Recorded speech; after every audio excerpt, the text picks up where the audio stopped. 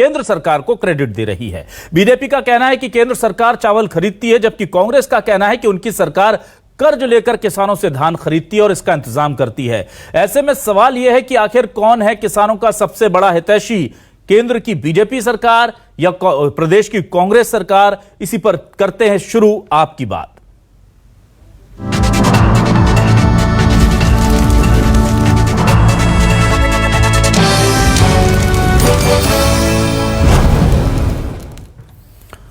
सबसे पहले आपको दिखाते हैं कि क्रेडिट को लेकर किस तरह से बीजेपी और कांग्रेस में घमासान है। किसानों के लिए धान खरीदी को लेकर किस तरह से दावे किए जा रहे हैं, सुनिए। अगर भूपेश बघेल जी में दम है तो 2650 रुपए में पूरा पैसा देकर धान खरीदें और दिल्ली की सरकार जो 2184 रुपए देने वाली है उससे अलग धान खरीदें, तो फिर यहां के किसान का 15 क्विंटल 20 क्विंटल नहीं 30 क्विंटल धान भी खरीदा जा सकता है। अगर दिल्ली की सरकार चावल ना ले, 60 लाख टन चावल अगर दिल्ली की सरकार नहीं लेती तो क्या ये धान खरीद सकते हैं? क्या खाली ये झूठी वाही लूटने का काम कर रहे हैं? छत्तीसगढ़ के धान को चावल के रूप में भारत सरकार खरीदती है और उसका पैसे का भुगतान केंद्र सरकार करती है। मोहम्मद अकबर जी, जनता के बीच भ्रम फैलाना बंद करें और मैं चुनौती देता हूं कि आप आएं और आंकड़े जारी करें कि धान खरीदी और चावल के खरीदी पे केंद्र सरकार ने राज्य सरकार को कितनी राशि दी है। और आइए अब सुनते हैं सीएम भूपेश बघेल का क्या कहना है इस बात को लेकर। उनका तो वो झूठ बोलने की फैक्ट्री से सीख के आए हैं, तो झूठ ही बोलेंगे, अफवाह फैलाएंगे। एक झूठ को 100 बार बोलो तो सच महसूस होता है। लेकिन छत्तीसगढ़ की जनता जानती है, यदि केंद्र सरकार देती तो रमन सिंह जी फिर 10 क्विंटल क्यों धान का किए थे। दूसरी बात यह है कि सेंट्रल गवर्नमेंट खरीदती है कहाँ? हरियाणा और पंजाब में, जो एफसीआई खरीदती है। आइए देखते हैं हमारे आज का सवाल क्या है। हमारे सवाल जुड़े हुए हैं धान की सियासत से, जो छत्तीसगढ़ में चुनावी साल में चरम पर है। धान की खरीदी पर घमासान, राज्य या केंद्र, किसानों पर कौन है सबसे ज्यादा मेहरबान? बीजेपी बोली दम है तो राज्य अकेले खरीद ले धान, कांग्रेस बोली कर्ज लेकर किया खरीदी का इंतजाम। दोनों के दावे जबरदस्त हैं। अगर केंद्र दे रहा फसल का पैसा तो रमन सिंह ने सिर्फ 10 क्विंटल धान क्यों खरीदा, यह कह रहे हैं सीएम भूपेश बघेल। धान खरीदी पर भिड़े कांग्रेस बीजेपी, चुनावी साल में क्रेडिट की सियासत चमकी। दरअसल क्रेडिट लेना हर कोई चाहता है और इसे लेकर के धान कौन खरीद रहा है इसका क्रेडिट जा रहा है। लेकिन यह बड़ी उलझन भरा सवाल भी है और छत्तीसगढ़ की जनता के सामने आज हम कोशिश करेंगे कि क्लियर करें कि दरअसल धान का पैसा कहां से आ रहा है।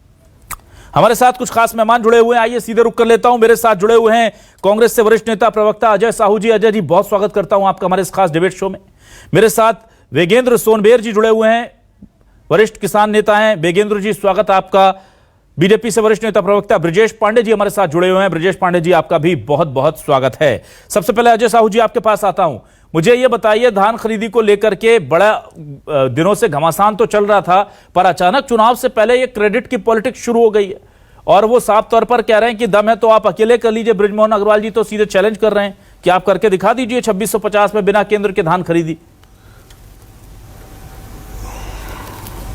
देखिए अभिलाष जी, बृजमोहन जी जो कह रहे हैं वो उनकी बात को कोट करते हुए मैं कहता हूं कि छत्तीसगढ़ की जो भूपेश बघेल जी की सरकार है वो अपने दम पर ही खरीद रही है। केंद्र 1 रुपया भी नहीं मिल रहा है। एमएसपी का दाम तय करने का जो काम है वो केंद्र की सरकार करती है, लेकिन जो धान खरीदी की प्रक्रिया है उसको समझने की आवश्यकता है। अरुण साव जी उसको समझ रहे हैं, भारतीय जनता पार्टी उसको समझ पा रही है कि नहीं, ये समझ में नहीं आता। लेकिन जो भारतीय जनता पार्टी 15 वर्षों तक इस प्रदेश के अंदर राज की हो, मुख्यमंत्री जो उस समय के रहे हो वो चाउर वाले बाबा कहलाते रहे हों, और उनको अगर ये सिस्टम समझ में नहीं आता तो ये समझ से परे है। भारतीय जनता पार्टी चुनाव के समय ये राजनीति करने का काम कर रही है।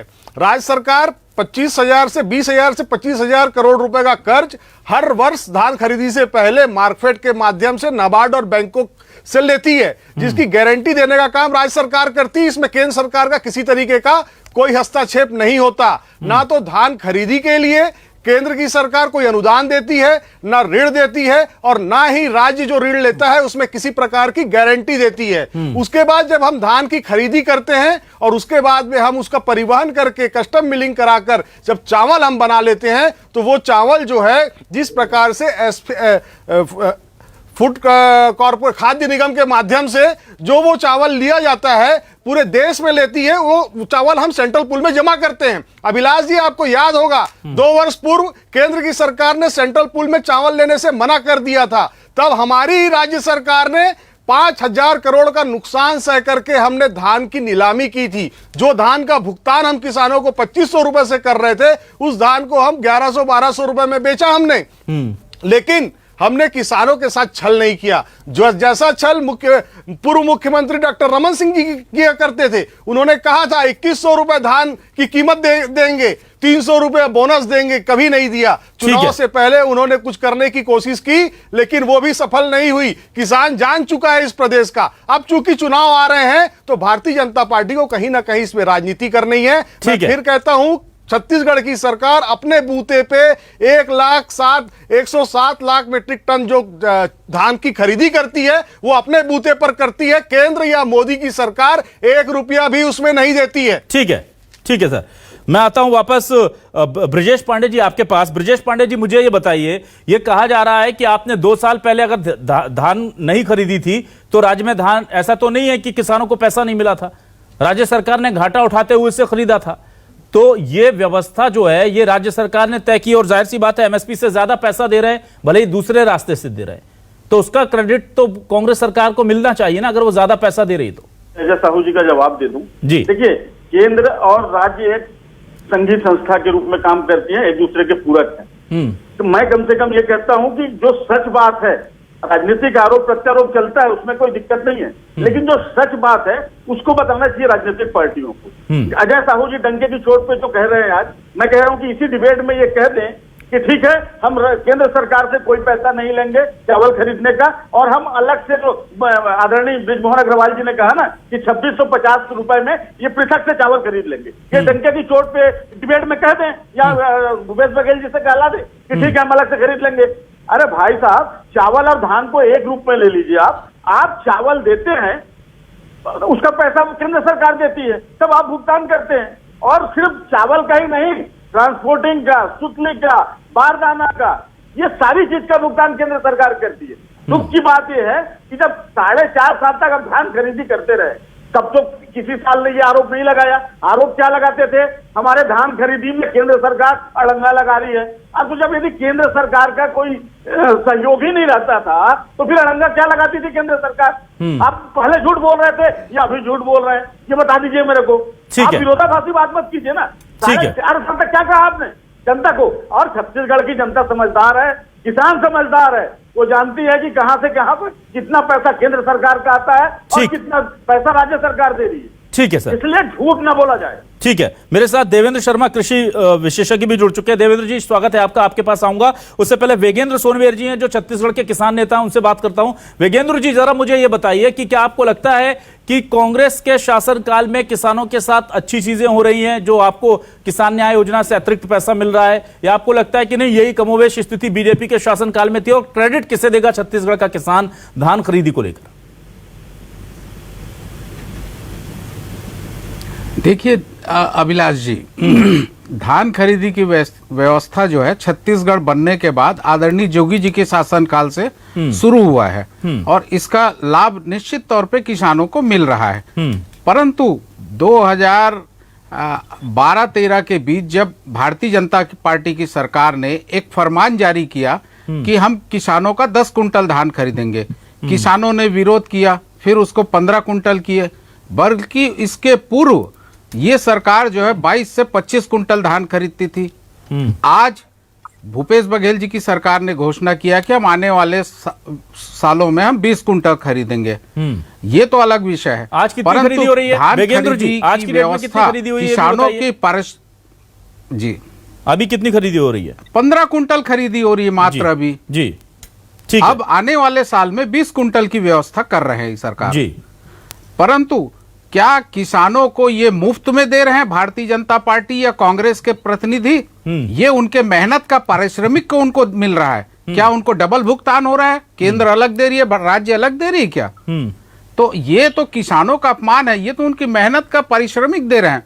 ठीक है। क्या ये सरकार दाना दाना धान खरीद रही है? जो कुल उत्पादन जो हो रहा है किसानों का, वो धान का उनको पूरा बाजार मिल रहा है? मंडियां जीवित है इस सरकार में? परंतु यहाँ पे छत्तीसगढ़ में भारतीय जनता पार्टी शासन काल में सौदा पत्रक कानून आया है। वो सौदा पत्रक कानून आज भी जिंदा है अभिलाष जी, जो किसानों को गला घोटने का कानून है। और इसी के फायदा उठाते हुए व्यापारी जो है 1200-1500 रुपए में किसानों का धान खरीदते हैं। क्या मजबूरी है हमारी देवेंद्र जी? सरकार 15 सौदा कुंटल पत्रक लेती, कानून में शेष क्या धान दिक्कत है? हमें जरा बता बाजार- दीजिए दर्शकों को सरल भाषा में जल्दी से। सौदा पत्रक कानून को क्या आपत्ति है इसको लेकर?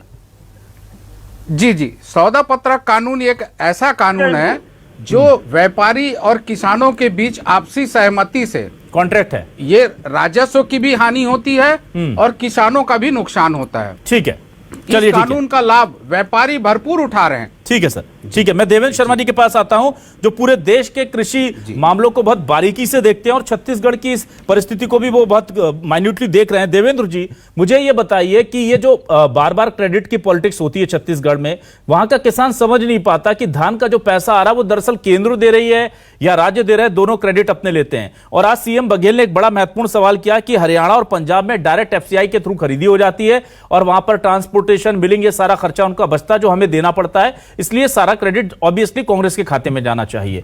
तकनीकी तौर पर कौन खरीद रहा है धान को, चावल को, या किसानों को पैसा कौन दे रहा है सर? पहले तो बहुत बहुत धन्यवाद। छत्तीसगढ़ के बारे में मैं इतना एक्सपर्ट तो नहीं हूं जितने हमारे बाकी पैनलिस्ट होंगे, लेकिन मैं ये जानता हूं कि जो छत्तीसगढ़ में धान की खरीदी की जो स्कीम चल रही है वो काबिले तारीफ है और किसानों के लिए वो बहुत ही बड़ा तोहफा है। और ये मैं चाहता हूं कि ऐसी स्कीम जो है सारे देश में लाई जाए। इसलिए मैं ये कह रहा हूं क्योंकि किसानों को कोई फर्क नहीं पड़ता, चाहे सेंटर दे या चाहे स्टेट गवर्नमेंट दे, उनको तो उनकी फसल का दाम मिलना चाहिए और वो उसी के लिए लड़ाई लड़ते हैं, चाहे वो पंजाब हरियाणा में हो, चाहे वो छत्तीसगढ़ में हो या किसी और प्रदेश में। ये हमें जानना बहुत जरूरी है। दूसरी बात, हम देखें कि जो गेहूं का जो दाम है, सरकार जो मिनिमम सपोर्ट प्राइस फिक्स करती है, उसके ऊपर छत्तीसगढ़ सरकार जो है वो 500 रुपए का बोनस देती है। हमें ये याद करना चाहिए कि जब ये सरकार आई थी पीछे, जब पहली बार आई थी, तो उन्होंने यहाँ स्टेट नहीं, मैं सेंटर की बात कर रहा हूँ, तो वहां पर एक नोटिफिकेशन जारी हुआ था सब स्टेट्स को कि अगर आप बोनस देंगे, जो प्राइस के ऊपर, जो सरकार के प्राइस के ऊपर अगर आप बोनस देंगे, तो सरकार जो है सेंट्रल गवर्नमेंट के सेंट्रल पूल के लिए वो नहीं खरीदेगी, स्टेट को अपना ही इंतजाम करना पड़ेगा। हमने उस समय भी कहा था कि ये गलत प्रावधान है और इसको विड्रॉ करना चाहिए। किसानों को और अधिक बोनस मिलने की जरूरत है। अभी भी आप देखें जो कॉम्प्रिहेंसिव कॉस्ट है, C2 प्लस 50% जो कॉस्ट स्वामीनाथन कमीशन ने आंकी गई है, तो उसके तहत किसानों को 680 रुपए का, अगर मैं सिर्फ सेंट्रल का जो MSP है उसकी बात करूं, उसका नुकसान होता है, जिसकी भरपाई काफी हद तक छत्तीसगढ़ में देखी गई है, जो उनकी न्याय स्कीम के तहत ये पेमेंट होती है।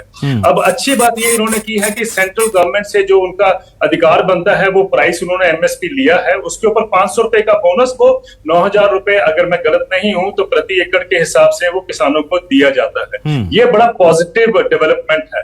मैं इसको पॉजिटिव इसलिए कहता हूं, देखिए महाराष्ट्र में, देखिए महाराष्ट्र में 6,000 रुपए जो सेंट्रल गवर्नमेंट देती थी PM किसान निधि के ऊपर, अब सरकार ने माना है कि हम 6,000 रुपए और देंगे, तो 6,000 रुपए भी एक डायरेक्ट इनकम सपोर्ट जो वहां पर दी जा रही है, in addition to central direct income support, वो बहुत महत्वपूर्ण है किसानों के लिए। क्योंकि जहां पर इस देश में, आपको शायद याद होगा कि 2016 में एक इकोनॉमिक सर्वे में छपा था कि देश में 17 राज्यों में, 17 राज्य मतलब आधा देश है, उसमें किसान की औसतन जो इनकम है साल की वो 20,000 रुपए है। यानी 17 रुपए से कम में किसान गुजारा करता है आधे देश में। अगर ये सेंट्रल गवर्नमेंट का अपना आंकलन है, तो इसमें देखिए कितना महत्वपूर्ण जो स्टेप है जो छत्तीसगढ़ सरकार का है कि आपने बोनस दिया है 500 रुपए का या उसके आसपास जो भी है। मुझे लगता है कि ये बहुत महत्वपूर्ण है। दूसरी बात यह है कि सेंट्रल गवर्नमेंट की जो स्कीम है उसको हम समझें। पंजाब हरियाणा में जब प्रोक्योरमेंट होती है तो फूड कॉर्पोरेशन ऑफ इंडिया के बिहाफ पर जो भी स्टेट एजेंसीज हैं वो परचेज करती हैं, बारदाना भी देती हैं और बाकी मंडी का भी जो देख रेख है, उसमें आप जानते हैं कि एक मंडी टैक्स भी लगता है और एक रूरल डेवलपमेंट टैक्स लगता है जो खरीद होती है। उसके जो पैसा जो उससे रिकवर होता है या उससे रेवेन्यू जो आता है, उससे मंडियों का विस्तार होता है, मंडियों की देखरेख होती है। ये एक स्कीम है जो अब सरकार चाहती है कि उसको भी एक तरीके से कहते हैं ना कंसाइज किया जाए कि अब सरकार ने 1000 करोड़ रुपए जो पंजाब को देना था वो नहीं दे रही है, उसका भी एक कॉन्ट्रैक्ट यहाँ पर चल रहा है। पर खैर उसको छोड़िए, आप ये देखिए कि मध्य प्रदेश में अगर सोसाइटीज भी खरीदती हैं किसानों से और अंत में वो सेंट्रल गवर्नमेंट का जितना अपना शेयर है वो एफसीआई के माध्यम से जब हम देखते हैं कि वो पेमेंट की जाती है कि वो जितना उसका एमएसपी था वो तो सरकार से ले लेते हैं और प्लस जो बाकी 9000 रुपया आपने पर एकड़ दिया, मुझे लगता है कि वो पॉजिटिव है। अब इसकी पॉलिटिक्स तो चलती रहेगी, लेकिन ये महत्वपूर्ण इसलिए भी है कि अभी तो सरकार कह रही है कि 15 क्विंटल, अभी तो हम जो आपसे सुन रहे हैं कि 15 क्विंटल प्रति फार्मर लेने की बात है। मुझे लगता है कि आने वाले दिनों में हमें इसको भी बढ़ाना चाहिए। पंजाब हरियाणा में अभी 100% है, जितना भी किसान लेके आते हैं मंडियों में उतना सरकार वचनबद्ध है खरीदने के लिए। अगर पंजाब हरियाणा में ये है तो मेरा ये मानना है कि बाकी स्टेट्स में भी ये होना चाहिए। कोई कारण नहीं है कि देयर आर 2 स्टेट्स जो एक्सेप्शनल हैं, सारे स्टेट्स में होना चाहिए। सेंट्रल गवर्नमेंट को चाहिए ये करेगी भाई 100% जो भी किसान प्रोड्यूस लेके आता है वो सरकार को खरीदना चाहिए। ठीक है सर, मैं ये आपका महत्वपूर्ण सवाल लेके ब्रजेश जी आपके पास आता हूं। ब्रजेश जी मुझे ये बताइए, एक केंद्र सरकार है, आप कह रहे हैं संघीय व्यवस्था है, तो केंद्र सरकार ये कैसे कर सकती है कि हम किसी पंजाब और हरियाणा के किसानों का एक एक दाना खरीद लेंगे, लेकिन छत्तीसगढ़ से या मध्य प्रदेश से या उड़ीसा से हम इतनी लिमिट में खरीदी करेंगे? ये क्या लगता नहीं कि अगर केंद्र ये स्कीम है तो सभी को इजाजत देनी चाहिए और हर जगह बराबर नियम होना चाहिए? इसकी वजह आप कोई तकनीकी है तो वो जरूर बता दें। नहीं, तकनीकी तो कोई नहीं है, ये व्यावहारिक ही है सब कि जहां से ज्यादा किसान है, जहां उपज होती है उसका उतना शेयर होता है। और रही सवाल छत्तीसगढ़ की, तो केंद्र के सरकार के द्वारा 6000 रुपए दिया जाता है और आगे भी बढ़ाने के लिए कहा गया, तो किसानों का पूरा ख्याल रखा जाता है केंद्र सरकार के द्वारा। और जो बोनस की बात हो रही है वही मैं बता दूं, बोनस की शुरुआत भारतीय जनता पार्टी के द्वारा ही किया गया है, हमेशा दिया गया है। राजा साहू जी जो कह रहे थे 2 साल हमने नहीं दिया, लेकिन ऐसा नहीं है कि नहीं दिया, आपने कहा कभी नहीं दिया, ऐसा नहीं। मैं कह रहा हूँ ना, झूठ ऐसा बोलिए जो पट जाए। ठीक है। और आप किसान नेता से पूछिए, क्या उनको जो धान विक्रय करते हैं, मेहनत की कमाई करते हैं, बस बोल रहे हैं, वो एक साथ मिलता है क्या पैसा? बिल्कुल नहीं मिलता ना, तुरंत मिलता है। यदि किसान धान बेच रहा है, हम लोगों ने कई बार भूपेश बघेल जी से मांग की कि भाई किसानों को उनका पैसा तुरंत दिया जाए। बोनस का पैसा भी 4 किस्तों में दिया जा रहा है। तो किसानों के साथ अन्याय जो कर रहे हैं भूपेश सरकार कर रही है। हम तो हमेशा किसानों के साथ खड़े हैं। ब्रजेश जी, उनका कीटनाशक दवाइयों को सस्ती करवाई। ब्रजेश जी एक सवाल मैं ब्रजेश जी आपसे करूंगा, क्योंकि आप खुलकर के बात रखते हैं और किसानों को लेकर के आप खड़े भी होते हैं। जब केंद्र सरकार ने धान खरीदी से इनकार कर दिया था, एक बहुत बड़ा भाग हमारे किसानों का नहीं खरीदा जा रहा था, उस वक्त प्रदेश बीजेपी की भूमिका क्या किसान हितैषी रही थी या पार्टी के अनुशासन के डर से आप लोग खामोश रहे थे? उस वक्त आप लोगों ने केंद्र से मांग की थी?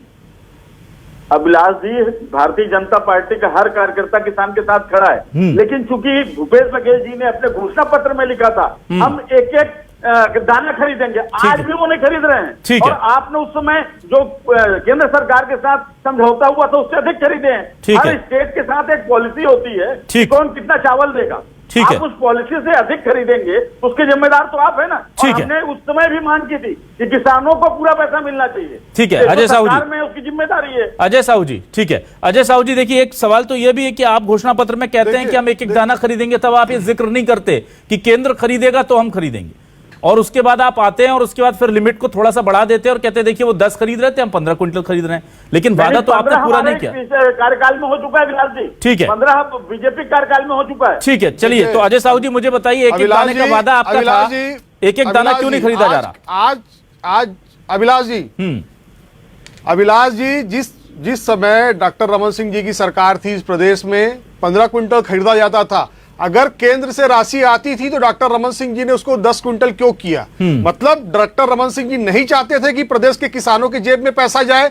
उस समय प्रदेश के किसान जिस तरीके से आत्महत्या कर रहे थे, उसी ऐसी परिस्थिति में उनका कोटा और काट करके आप 10 क्विंटल खरीदने की बात करते हैं। जब किसानों ने और कांग्रेस पार्टी ने आंदोलन किया तब जाके आपको यू टर्न लेना पड़ा। और आप किसानों से बोनस का वायदा करते हैं, वो नहीं देते हैं। आप किसानों से 2100 रुपए में धान की खरीदी की बात करते हैं, वो नहीं करते हैं। हमारी सरकार आने के बाद हमने 20 लाख किसानों का कर्जा माफ किया। जब केंद्र में हमारी सरकार थी तब हमने 1000 करोड़ रुपए। ब्रजेश जी उनको जवाब पूरा करने दीजिए। ब्रजेश जी एक मिनट जवाब पूरा करने दीजिए सर। हाँ बोलिए, बोलिए।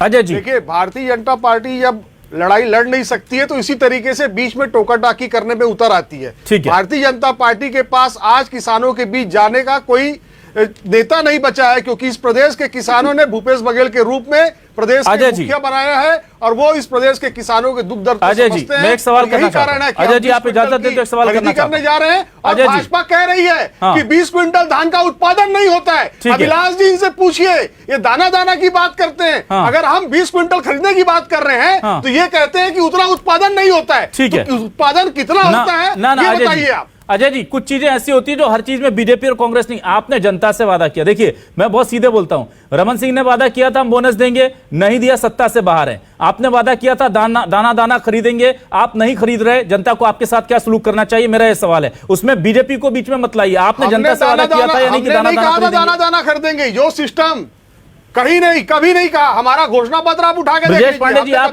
गलत जानकारी दे रहे हैं। वो कह रहे हैं इन्होंने कभी नहीं कहा दाना दाना खरीदेंगे। मुझे अभिलाष जी, मुझे समय दे दीजिए। 2500 ये तो झूठ बोलने की फैक्ट्री है। ये तो झूठ प्रधानमंत्री से लेके पूरा मंत्रिमंडल झूठा है। चलिए मेरे साथ ना ठीक है ना, इस भ्रम को दूर करने के लिए एक गैस का भाव बढ़ गया है। स्मृति ईरानी का है।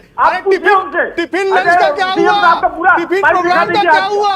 भाजपा के कार्यकर्ता भाजपा के लोग इनका विरोध कर रहे हैं। धान खरीदे या ना खरीदे, मैं किसान का एक एक दाना खरीदूंगा। आज भी कहा है उन्होंने, पूछिए। अजय जी, क्या आप कंफर्म है इस बात को लेकर? कटिबद्ध है, वो खरीदेंगे। आप अपने तरफ से झूठ मत फैलाइए। भाजपा का यही चरित्र है। बात अभी आपने कह दिया, बोला ही नहीं है। अभी सीएम साहब का बाइट निकाल के दिखा दीजिए जिसमें आप खड़े थे ना। ठीक है, मैं मेरे साथ वेगेंद्र सोनवर जी हैं, मैं उनके पास चल देता हूं। वेगेंद्र जी, क्या ये वादा किया गया था? हम अपनी व्यवस्था से, ठीक है, आप अपनी व्यवस्था से खरीदे। वेगेंद्र जी, क्या बीजेपी ने वादा किया था आपसे कि हम दाना दाना खरीदेंगे? और क्या आपको लगता है 15 क्विंटल की जो लिमिट है इसे बढ़ाना चाहिए राज्य सरकार को, या कांग्रेस ने वादा किया था? जी, निश्चित तौर पे ये घोषणा पत्र में नहीं, मौखिक रूप से इन्होंने कहा था कि हम किसानों का उपज दाना दाना धान खरीदेंगे जी। परंतु मैं आपके चैनल के माध्यम से पूछना चाहता हूं अभिलाष जी, क्या छत्तीसगढ़ में धान ही पैदा होता है? और धान पैदा ही खाली होता है तो धान का समर्थन मूल्य खाली 2 ही महीने मिलना चाहिए किसानों को, 12 महीने क्यों नहीं? छत्तीसगढ़ में 241 मंडियां हैं, सिर्फ 39 मंडी अभी जीवित है, बाकी सब मंडियां बंद है। भूपेश बघेल जी के पाटन क्षेत्र की, पाटन विधानसभा की मंडी बंद है भाई साहब। और किसानों को अगर बाजार उपलब्ध नहीं रहेगा तो किसानों को कैसे उनका उपज का सही मूल्य मिलेगा?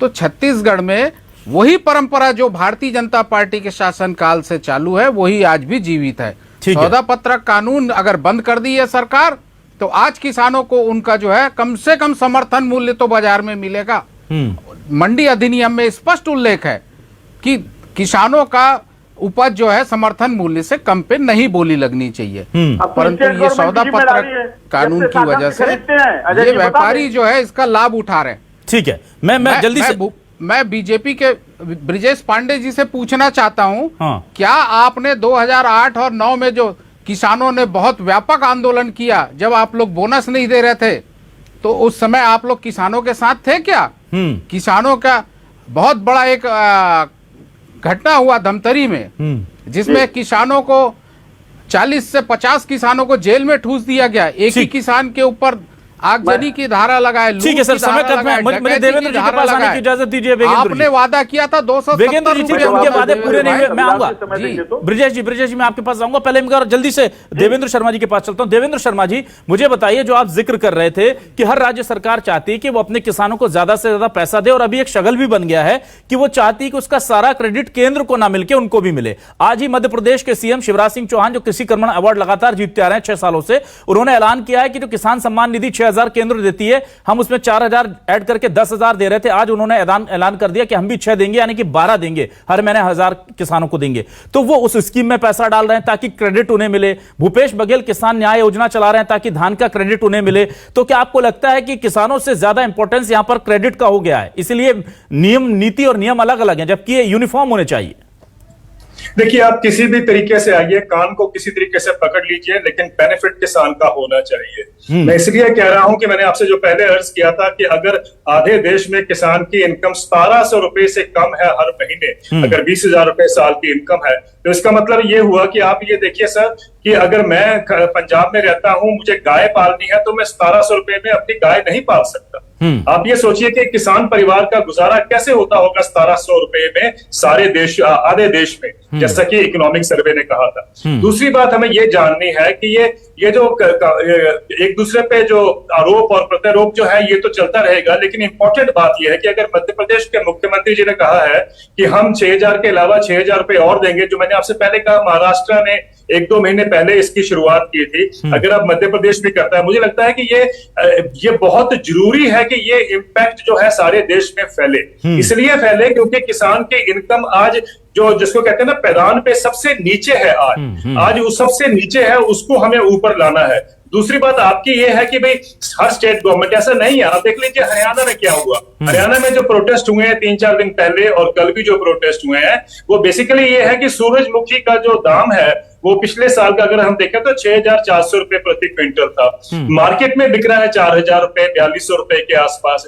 सरकार ने कहा हम भावांतर स्कीम में 1,000 रुपया और देंगे, तो वो तकरीबन 58,000 रुपए हो गया प्रति क्विंटल, और जो एमएसपी है वो 6400 रुपए है। तो किसान ये डिमांड कर रहे हैं कि हमें एमएसपी दीजिए, उसके नीचे हमें चाहिए। इसमें मुझे लगता है कोई गलत बात नहीं है। आज देश में एमएसपी को कानूनी अधिकार मिलना बहुत जरूरी है, और वही एक किसान की आजादी होगी। जिस दिन किसान को ज्यादा दाम मिलेगा तभी आप देखेंगे इकोनॉमी हमारी इस तरीके से ग्रो करेगी कि हम जो है रॉकेट डोज के उसमें आ जाएंगे, जिस तरीके से इकोनॉमिक ग्रोथ होगी। लेकिन अनफॉर्चुनेट लेफ्ट एंड राइट और ये बीजेपी और कांग्रेस की जो डिबेट है, इसके अंदर जो असली मुद्दा है कि किसान को कैसे इनकम दी जाए अधिक, वो कहीं ना कहीं खो जाता है। और मैं तो अपेक्षा ये करता हूं कि आपकी स्टेट से हम अच्छी बात सीखें कि हम किस तरीके से बोनस किसानों को दे सकते हैं, वो हमें सीखना चाहिए।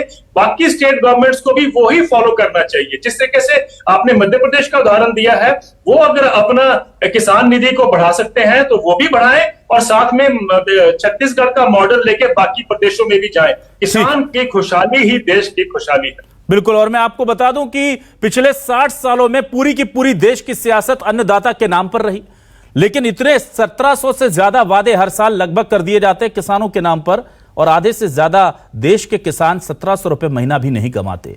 ये बताने के लिए काफी है कि सियासी पार्टियां जो दावे करती हैं उनमें कितनी सच्चाई है। बाकी दावे चलते रहेंगे, चुनाव आ रहा है, ये क्रेडिट लेते रहेंगे, किसान जो है वो अपने हक के लिए लड़ते रहेंगे। हम कोशिश करते रहेंगे कि उनकी आवाज में थोड़ा सा दम हम भी लगा सकें। बहुत बहुत शुक्रिया अजय साहू जी, वेगेंद्र सोनबेर जी, ब्रजेश पांडे जी और देवेंद्र शर्मा जी मेरे साथ जुड़ने के लिए। तमाम मेहमानों का शुक्रिया। दर्शकों को नमस्कार।